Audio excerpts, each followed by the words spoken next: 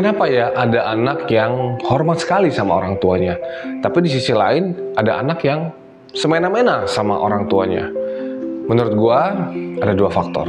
Faktor pertama adalah cara kita mendidik si anak itu.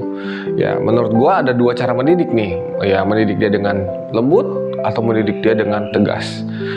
Kalau mendidik dia terlalu lembut, kita manjain dia, kita sayang dia, semua yang dia mau kita kasih.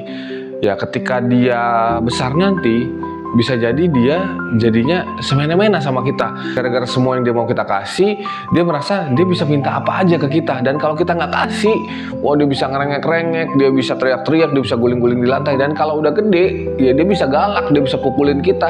Dan benar saja teman-teman bisa cek beritanya banyak di mana-mana ada anak yang pukulin mamanya, pukulin papanya, dengan seenaknya ngambil barang di rumah dijual demi mendapatkan yang dia mau. Karena dari kecil terlalu dimanja. Tapi terlalu tegas pun, kalau kita mendidik si anak dengan cara tegas doang, ya tidak baik juga. Kalau kita dari kecil mendidik dia dengan cara, wah kamu nggak boleh beli ini, kamu harus nurut papi mami, kamu hanya boleh melakukan yang papi mami setujui. Akhirnya si anak ini jadi terkekang, dan ketika dia gede, dia tidak tahu harus memilih apa. Dia jadinya bingung atas hidup dia merasa apapun yang dia pilih takutnya salah. Karena mungkin seringkali ketika dia memilih sesuatu, memutuskan sesuatu, papa mamanya bilang, salah, kamu bego banget, caranya nggak begini, caranya salah, caranya harusnya begini.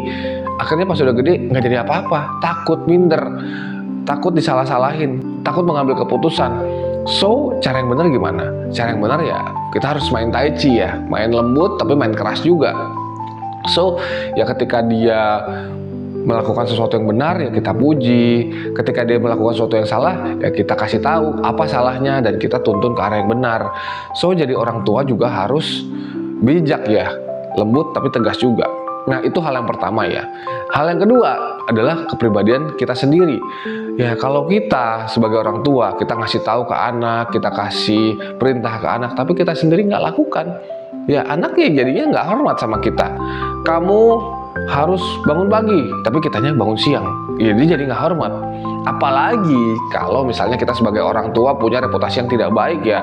Misalnya kita sebagai orang tua, wah pernah masuk penjara. Si anak ini walaupun kita pernah masuk penjara mungkin 2 hari doang atau 3 hari doang, si anak ini akan tetap dicap sebagai anak napi. Teman-temannya apalagi kalau udah tahu, anak napi, papanya pernah masuk penjara. Kan anaknya jadi malu. Ya kalau papanya penjudi, ya anak tukang judi, anaknya pun akan ya terbawa oleh predikat orang tuanya.